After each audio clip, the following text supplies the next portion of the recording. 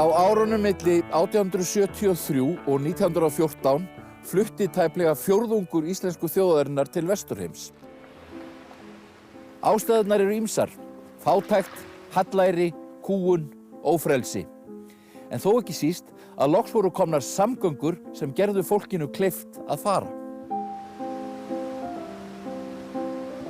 Það hefur verið sagt að vesturferðirnar séu stærsti atburður mannkynssögunnar. Tugir milljóna alþýðufólks tók sig upp og flutti milli heimsálfa á nýjar óþekktar slóðir, burt frá heimkynnum sem það leit aldrei framar, burt frá höfðingjum, fátækt og kúgun. Sumir fóru einfaldlega vegna hungurs, en í brjóstum annara var frelsisþrá sem fékk byr undir vængi með nýjum samgöngum.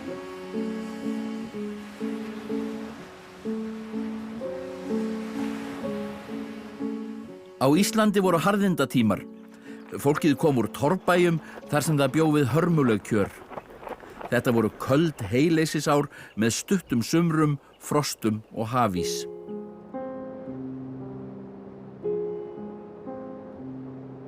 Það voru engar samgöngur og ekkert þéttbýli til að taka við þeim sem vildu betra líf. Pólitíkin snerist sjálfstæðismál, yfirstéttin karpaði þau en skeytti lítt kjör alþýðu. Það er áberandi að langflest fólkið fór frá Norðausturlandi. Það er hægt að tala sannkallaða þjóðflutninga þaðan úr sveitunum og yfir hafið til Ameríku.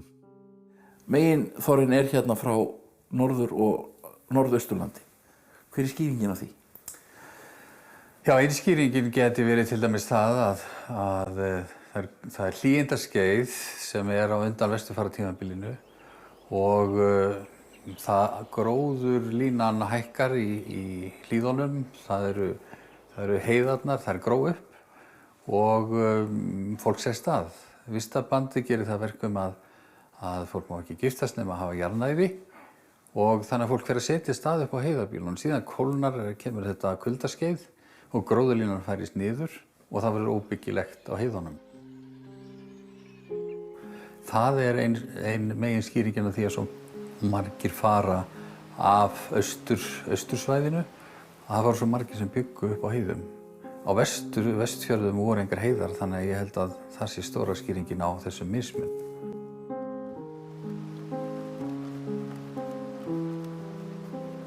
Við erum að tala að heilu sveitirnar hafi verið að tæmast þarna fyrir austan. Það fór fólk alveg úr heilu hreppunum og sem að raunar þurrkuðust út og auðvitað þessar sveitir sem voru heiðarbýlin, þau eru auðvitað harðast út þarna fyrir austan. Nú svo auðvitað gís Askja 1875 og þá náttúrulega aukast hörmungarnar enn frekar.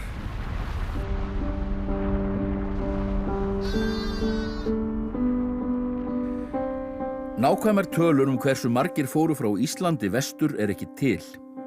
Það hefur verið talað milli fjórðung og fimmtung þjóðarinnar. Í seinni tíð eru menn farnir að halla sér af því að tölurnar séu hærri en álitið hefur verið. Þetta er svipað því og ef allir íbúar Kópavogs, Hafnarfjarðar og Akureyrar hyrfu af landi brott og jafnvel íbúar Garðabæjar með. Þetta er mjög merkileg ljósmynd. Þetta er í upphafi vesturferðanna 1873 og myndin er tekin á Djúpavogi og það er allt fullt af ís. Og þú segir að þetta sé sannlega sumar. Já, maður sér svona þegar maður skoðar myndina að það fer að bráðna undan ísjökunum og raunar er það dálítið merkilegt að það eru 22 ár, sem sagt ár eftir ár kemur hafís á landinu. Það liggur meira og minna landfastur og sem sagt 1870 til 1892 kemur hafís á landinu á hverju einasta ári. Þannig að þetta hefur haft auðvitað gríðarlega áhrif á mannlífið á þessum tíma, gefur eitthvað leið. Þetta eru hörmungaár, þessi tími.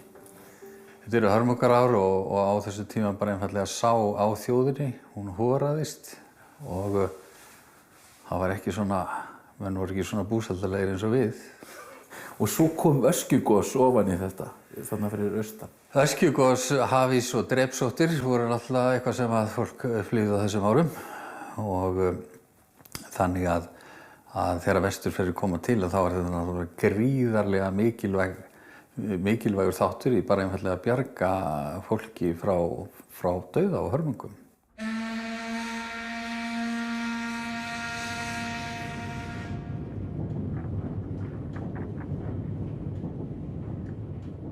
Þetta er svona eins og landgöngubrú upp á vesturfara skip. En fólki sem fór borð í þessi skip, það átti margt dálítið erfitt val. Já, fólki voru gjarnan gefnir tveir valkostir. Þetta var einfaldlega þannig að ef fólk var fátækt og átti erfitt með að komast af og það gekk á fund sveitarstjórnar og bað hjálp, þá voru þau gefnir þessi tveir kostir, annars vegar að leysa upp heimilið sem var nú þekkt aðferð og það skelfilegasta sem hægt var að hugsa sér. Og hitt var að gefa fólki peninga fyrir fargjaldi til Ameríku. Það voru held ég allir sem tóku þann kost.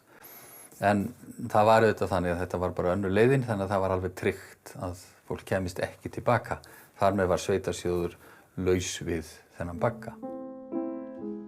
En sko það er spurningin, nú fór allt þetta fólk og ef það hefði verið þá væru Íslendingar kannski fleiri en þeir eru núna. En svo náttúrulega önnur spurning, kannski stóð landið ekki undir fleira fólki á þessum tíma? Já, það er mjög líklegt að hluti af þjóðinni hefði einfaldlega fallið úr hor og kannski 10–20% hefði ekki komist af á landinu því að landið einfaldlega bar ekki svona margt fólk á þessum tíma og þannig að við megum vera þakklátt þeim sem að gáfu okkur rými til að vera eftir og verða svona vel á sig komin, sko. Veröldin var að opnast. Allt í einu blöstu við allskyns tækifæri. Það voru ekki einungis fátæklingar sem fóru burt, heldur líka fólk sem vildi komast í tengsl við nútímann í útlöndum, þennan nútíma sem var ekki enn kominn til Íslands. Það voru líka fólk sem var bara ævintýra, fólk vildi bara spennandi líf, ungir menn úr Eyjafirði til dæmis. Nú það vekur einmitt athygli þegar sagan er skoðuð að það er mikið á ógiftu fólki, ógiftar konur eru fleiri frá Íslandi heldur en mörgum öðrum löndum í Evrópu sem fara vestur haf. Og trúlega er það nú ástæðan fyrir því að vistabandið, þessi ólög sem héldu fólki í hálfgerðum þrælabúðum á Íslandi, fékk ekki að gifta sig nema hafa jörð til að búa á. Þetta fólk hefur einmitt farið til að kaupa sér frelsi og geta gift sig og hafa búskap upp á eigin spýtur, vera ekki vinnufólk undir hælnum á einhverjum stórbændum. Saga heiðarbílanna er einn átakanlegasti kaflinn í lífsbaráttu Íslendinga. Við förum með Ómari Ragnarsinni að gömlum tóttum í Laxárdal fremri í Húnavatnssýslu. Hér bjó einhvern tímann fjöldi manns. Í þessum dal einum sem er ekki nema rúmlega 20 km langur voru 20 bæir. Og í litlum afdölum hér í kring voru aðri 10. Það voru 30 bæir með 200 manns upp í alltaf 350 metra hæð. Þessi dalur er þannig að stundum á sumrina þá var hann alhvítur í júní þegar öll tún í Langadal sem er samsíða hérna niður frá, 300 metrum neðar, eru orðin algræn. Og fólk var að reyna að draga fram lífið hérna. Fólk var að reyna að draga fram lífið hér og það sem bjargaði því var það að þegar að loksins snjórinn fer, þá er hann að vísu búinn að vernda dálítið gróðurinn. Það snjóar snemma og snjóinn tekur seint upp og það er ekki þessi blotar og auðjörð sem eru niður á láglendinu. Þannig að dalurinn er grösugur hásumarið og þá náttúrulega urðu allir sem vettlingi gátu valdið að vinna hér. Þess vegna er svona margt fólk hérna, svona margt vinnufólk hérna. En að sjálfsögðu var þetta vonlaust þegar komið var fram á 20. öldina, enda fór hann mjög hratt í eyði. Þú þekktir fólk sem bjó við þessi kjör? Já, Egill, ég var á bæ hérna hinum megin, í Langadal sem er miklu neðar. Þar voru 4 konur sem voru niðursetningar. Líf þeirra búið. Allar bráðgáfaðar. Það var Ásdís Jónsdóttir, skáldkona frá Rugludal, lengst frammi á heiðum í 450 metra hæð sem reyndi þar búskap við óbærilegar aðstæður. Það flosnaði upp allt fólkið, þeim var dreift, þær enduðu þarna dæturina 2 og hún í hálfhrundum torfbæ sem niðursetningar, það var að lægsta sem hún gast komist. Já. Og á bænum sjálfur að manga með svartan manga, stórgáfuð kona sem kunni öll stórskáldin utan að hafði verið á prestsetrum, lesið allar heimsbókmenntirnar, kunni Hamsun og Björnssyni Björnsson og allan pakkan. Hún plataði vinnumann, getum við sagt, að því hún var svo skemmtileg og var barnsamandi. Það var draumurinn að geta farið úr þessari þrælkun, minniðþrælkun, sem var til þess að hún misti barnið. Og þá var draumurinn úti, hún gat aldrei flutt upp á svona dal með vinnumanninum. Þetta var búið, hún var förukona það sem eftir var ævinar hérna hinum við fjallið niður í Langadal. En var þessu fólki kannski betur borgið með að fara til Ameríku? Þetta fólk dreymdi að komast eitthvað annað heldur en að vera í vistarbandi sem að hélst miklu lengra heldur en að þó að það væri formlega farið. Það hélst alveg fram á síðustu öld. Afi minn var í vistarbandi í raun þegar var sendur suður í Garð og látinn vaða árnar allarleið frá Skaftafellssýslu og allarleið þangað gangandi óbrúaðar ár, fara síðan heim sumarið eða í maí og afhenda húsbónda sínum alla afraksturinn af því að hafa verið að hætta lífi sín allan veturinn. Það er ekki lengra síðan. Það var afi minn. Og amma mín, hún var gefin 7 ára í burtu yfir í aðra sveit og í staði var leidd kýr. Og með þessu vannst tvennt, það var fækkað munnunum og það var komin kýr á bæinn. Og hún var skiptimynd fyrir kú.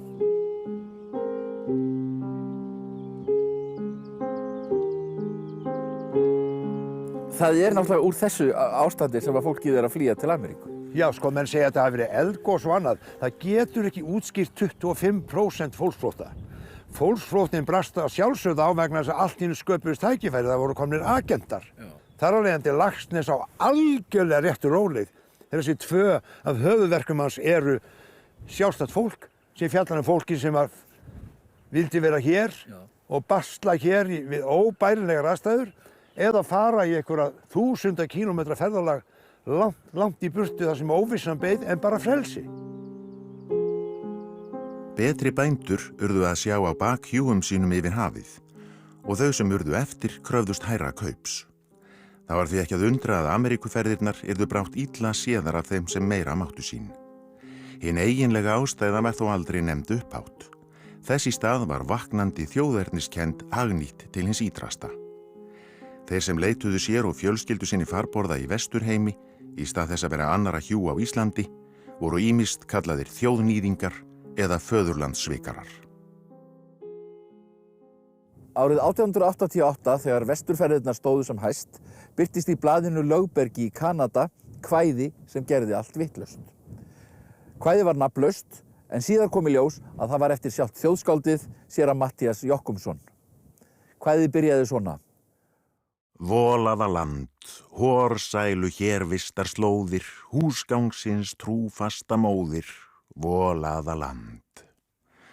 Vesæla land, setið nú meðan sætt senn nú getið hvað ætt vesæla land. Hrafn fundna land, munt þú ei hentugast hröfnum, héðan bent vorum stöfnum, hrafn fundna land. Hrafn fundna land, héðan bent vorum stöfnum. Það leynir sér ekki hvað þjóðskaldið á við. Íslendingum verið hollast að koma sér héðan. Það varð allt vitlaust út af kvæðinu og það var meira sér reynt að kenna það Bóluhjálmari, sem þó var látinn. Gagnrýnin var svo mikil að Matthías sá sér neyddan til að yrkja bragarbót, þar sem hann sagði hvað Ísland væri í raun gott, merkilegt og fallegt. Lífsæla land, nærandi kjarkvorn og kjarna, kraftur og líf þinna barna, lífsæla land. Feðranna fold, signuð og há blessuð sértu, sóminn og lífið vort ertu, feðranna fold. Mæðranna mold, lánið og líknin vor ertu, lukkan og yndið vort sértu, mæðranna mold. Þetta var nýr veruleiki. Svokallaðir Ameríkuagentar auglýstu vesturferðir og frá nýja heiminum bárust bréf frá vinum og ættingjum sem þangað höfðu flutt. Ameríkubréfin höfðu mikil áhrif. Magn bréfa sem póstþjónustan flutti tífaldaðist á fáum áratugum. Sko nafn þessa manns, Sigfúsar Eymundssonar, það lifir nú enn í bókabúðum í Reykjavík og náttúrulega ljósmyndunum hans, en hann var Ameríkuagent.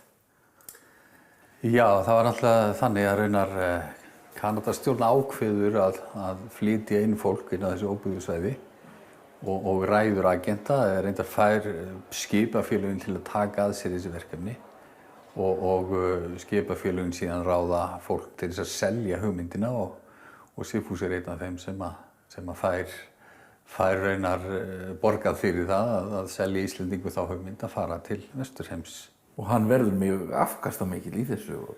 Hann verður afkastamikill, já, en menn voru ekki að samanskapi vinsælir, sko, því að þeir voru nú sjálfsagt í lífshættu bara, agentarnir að fara Ísland, því að þetta var ekki vel séð af stórbændum að það kæmi einhver til að selja fólki hugmyndina og fara yfirgefa landið og reyna að hlaupast á brott frá verkunum eins og það var kallað. Vesturferðirnar var hart deilt. Benedikt Gröndal skáld setti saman bækling 1888 þar sem hann sagði að vesturfararnir væru bláfátækir aumingjar og sá lakasti skríll. Þetta væri uppgjafar fólk landeyður og landhreinsun að því.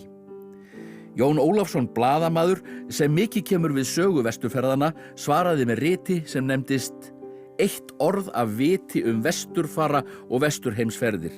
Svar og ávarp upp á allan þann ósanninda þvætting, óhróður og óráðs bull sem útbreitt í og með Ísafold. Benedikt Gröndal afklæddur, hirtur og settur í gapastokkin. Hér í Vatnsgarði minnisvarði Stebba í Seli. Hann var frægasti vesturfarinn undir nafninu Stefán G. Stefánsson. Hún þekkt sagan af Stefán þegar hann kastaði sér niður milli þúfna og grét þegar hann sá skólapilta ríða suður til mennta í Reykjavík. En hann var seinna einhver gagnmenntaðasti Íslendingur sinnar tíðar og það algjörlega af eigin rammleik.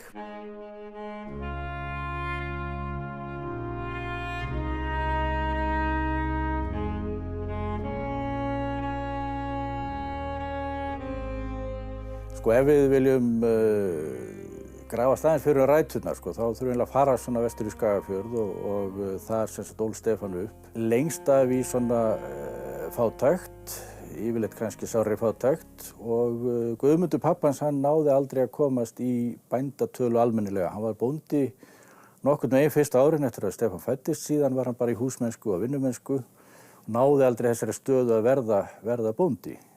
Og tíðarfarið var mjög hart þessi ár og þá sér maður svona í aðdragandanum að þessu að þarna fara saman svona neyðin í rauninni, harðindin og þessi erfiða lífsbaráttu annars vegar og hins vegar er það bara framfara hugurinn því að þingeyingarnir voru náttúrulega svona í forystu í svona menningu og samfélagsmálum á Íslandi á þessum tíma. Þau leggjast að úr Mjóadal 13. júlí 1873. En í þessari ferð sem sagt í rauninni báðir pólarnir, sem sagt velstæðir framtakssami bændur eins og Jón í Mjóadal sem var sem sagt mágur Guðmundar föður Stefáns og var seinna tengdapabbi Stefáns. Hann var ágætlega settur og vildi greinilega bara prófa eitthvað nýtt og svo bláfátækt fólk eins og Guðmundur, faðir Stefáns og öll sú fjölskylda, sem sagt Stefán og systir hans og foreldrar, þá fara 40 manns úr Bárðardal. Þetta eitt byggðarlag og það fara 40 manns 20 til Norður-Ameríku og 20 fóru til Brasilíu þetta ár. Og svo þegar að leiða vesturferðina þá meira að hreppsnættirna væri að borga undir ómaðana til að losna við þá, sko. En þarna framan á þá var þetta að vissu leyti sko liður í, segjum bara svona framfara sókn Þingeyinga á þessum tíma, sko.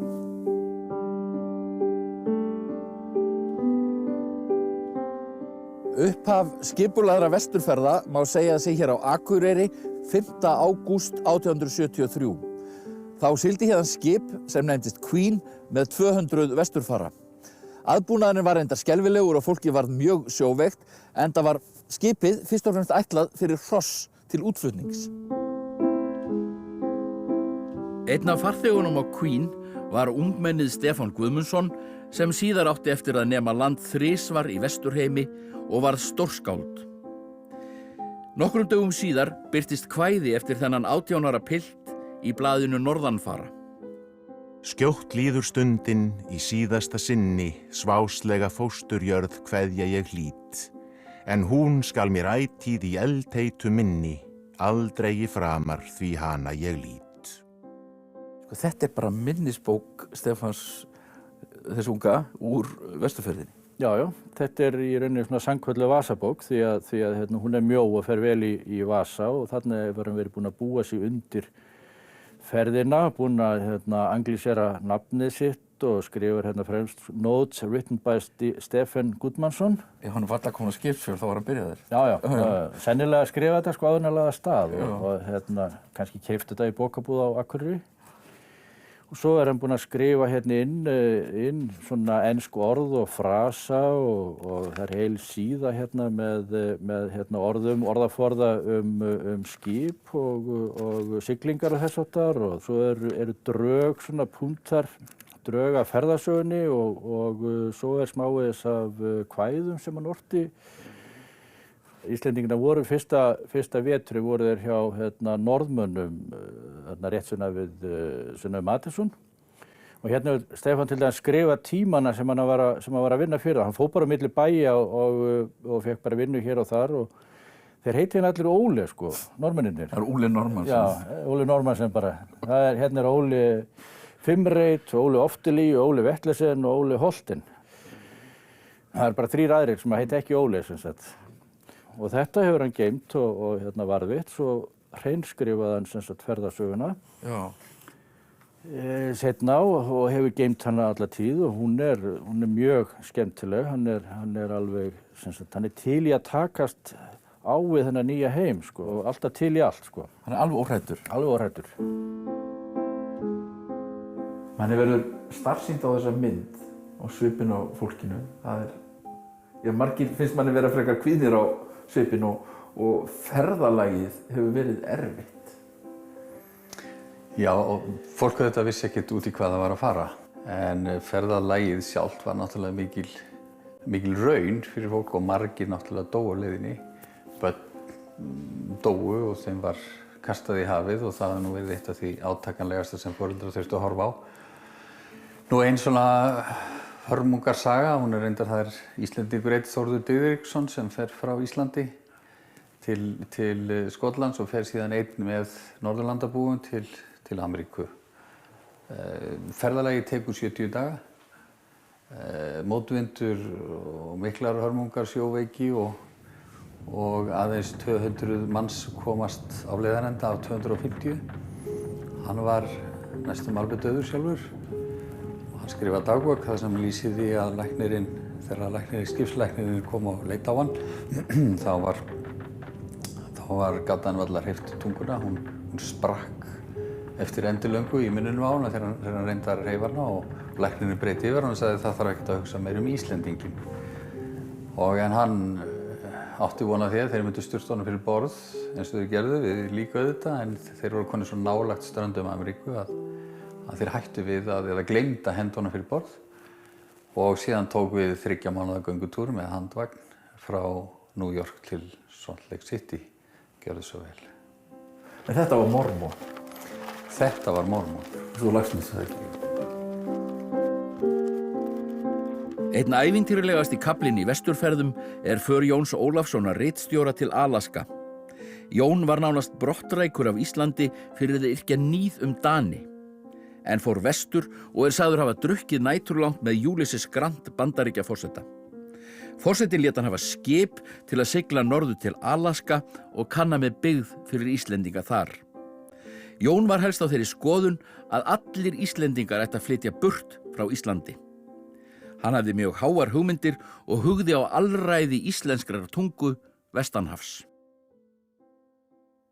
Ef Íslendingar næmu nú land í Alaska, segjum 10.000 á 15 árum og fjöldið þeirra tvöfaldaðist þar, til dæmis á hverjum 25 árum, þá væru þeir eftir 3 til 4 aldir orðnir 100 milljónir og myndu þá þekja allt meginlandið frá Hudsonflóa til Kyrrahafs. Þeir gætu geymt tungu sína, aukið hana og auðgað af hennar eigin óþrjótandi rótum og, hver veit, ef til vill sem erfingjar hins mikla lands fyrir sunnan sig, smátt og smátt útbreytt hana með sér yfir þessa álfu og endurfætt hina afskræmdu ensku tungu. Í Vopnafirði er annað vesturfarasettur, ekki jafn nafntogað og setrið á Hofsósi, en í raun er það nær atburðunum sjálfum því það var á sveitunum þar í kring að mestu fólksflutningarnir voru. Héðan fer ótrúlega margt fólk vestur. Það fóru sko rúmlega 1000 manns sem átti hér heimilisfesti. Þetta voru ekki bara þeir sem komu hingað til að taka skipið og sigla í burt. Þeir voru annað 1000 sem komu ofan af fjöllum eða frá Bakkafirði eða eitthvað. Þetta var bara fólki sem átti heimilisfesti í Vopnafirði sem var 1000 manns á 29 árum. Það er gríðarlegur fjöldi. Já, það er það. Og hugsaði 1893 fóru 163. Það er tvisvarsinnum fjöldi barnanna sem er í skólanu hérna í dag. En þetta verður sem sagt einhvers konar miðstöð fyrir vesturferðirnar. Skipin hafa væntanlega sko verið sem sagt legið hérna bara við og þau sigla svo hérna fyrir Hólmana og út og þarna fyrir Hornið. Það er síðasta sjónið þeirra til Vopnafjarðar. Alla eilíf, því þetta fólk hugsaði sér ekki að það kæmi aftur eða kæmi heimsókn. Og það fer þarna fyrir Hornið og það sér væntanlega síðast háhýsið hérna Kaupvang sem var upp á 2 hæðir, gífurlegt háhýsi á sínu tíma. Eitt stærsta hús á Íslandi. Já, ég hugsa á þessum tíma.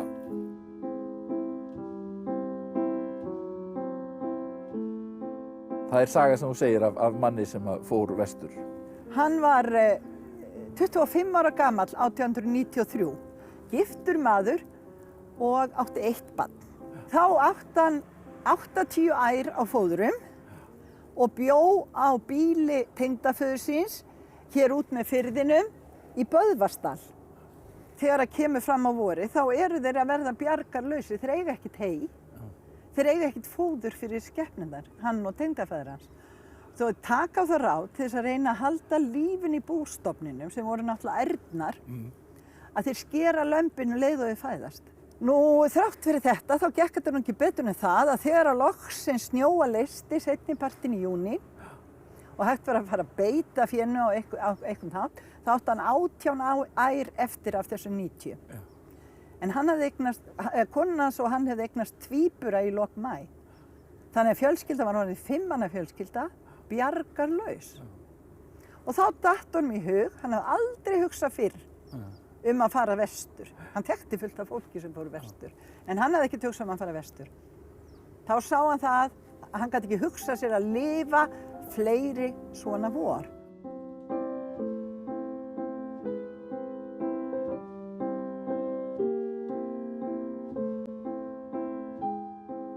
Hann seldi allt sem hann átók lán og fór með fjölskylduna í ágústmánuði 1893 vestur. Hann bjargaðist vel af þar og var bara ríkur maður og kom börnum sínu vel upp, átti fleiri börn heldur en þessi 3 sem hann fór með. Og hann átti bara farsalega ævi fyrir vestan. Þessa sögu hef ég eftir honum því að hann skrifaði grein í Lögberg einhvern tíðan í kringu 1940 og sagði frá lífi sínu. Þannig að þetta var ágætis ákvörðun hjá Gústaf. Þetta var fínt hjá honum. Já. Það var ekkert allir. Nei. Sumir týndust bara hreinlega og hafa ekkert fundist enn þó að ættfræðingar sé að leita að þeim. Já. Nú, sumir týndust viljandi held ég þegar þeir fóru vestur. Þeir vildi ekkert láta vita af sér. Og svo var þetta aldrei gott þegar fólk fóru vestur, það gat breytt svolítið ævi sinni. Jú. Það var til dæmis algengt að konur sögðust vera yngri heldur en það voru og kallar sögðust vera eldri því fengu heldur vinnu. Það var ekki hægt að fá vinnu ef maður var 18 ára, ef maður sagðist vera 21 þá kannski að fengi vinnu.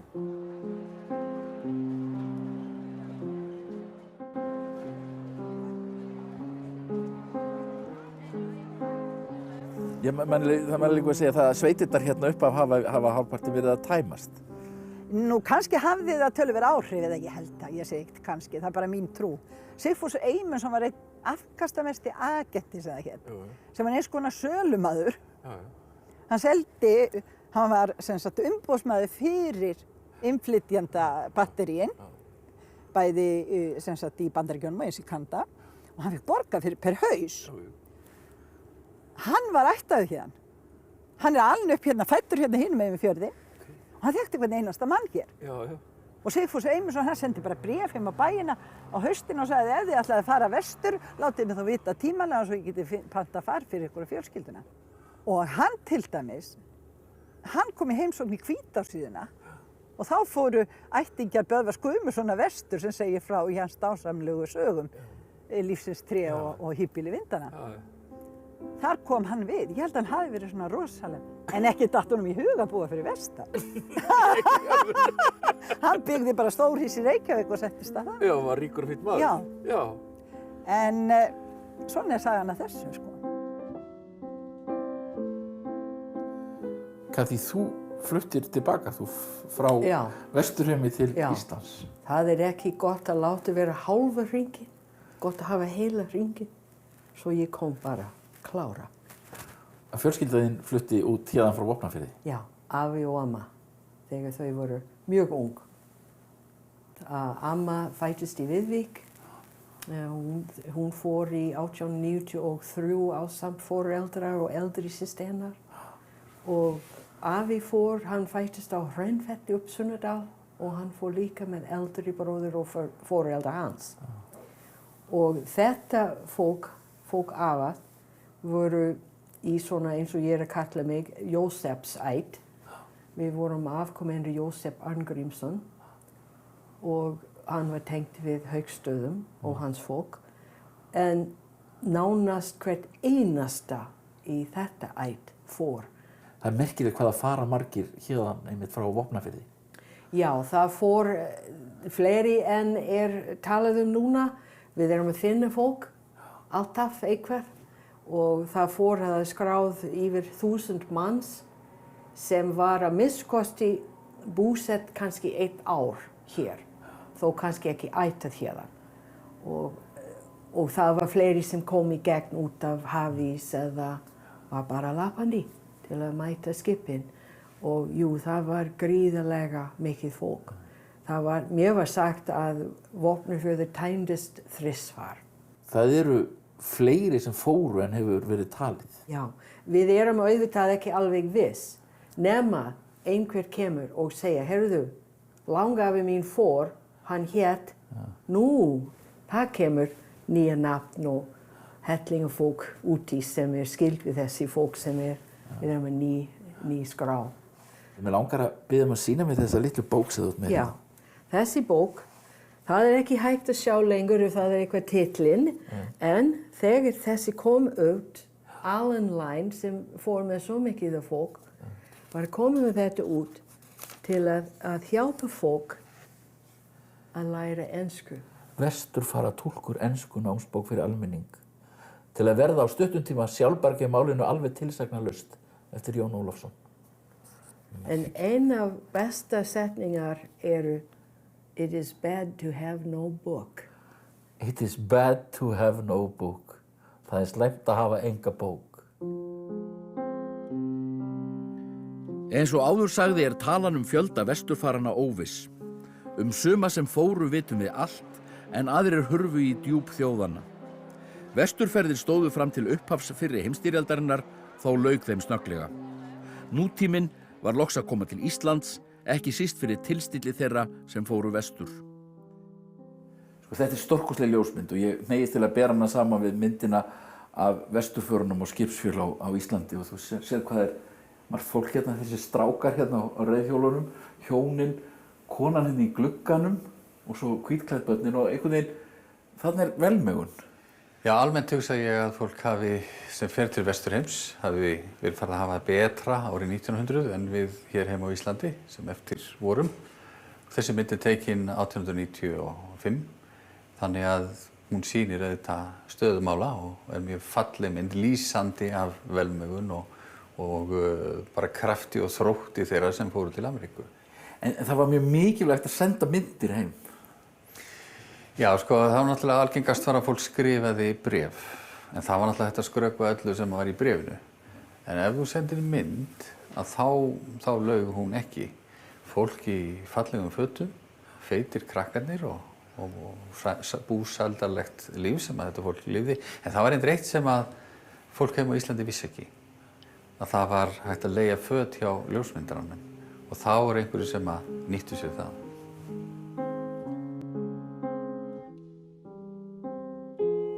Sumir segja að þetta sé stærsti atburður mannkynssögunnar. Meir en 50 milljónir manna fara til Vesturheims í leit að nýju lífi. Fátæklingarnir kusu með fótunum. Íslendingar voru aðeins brota þessari tölu.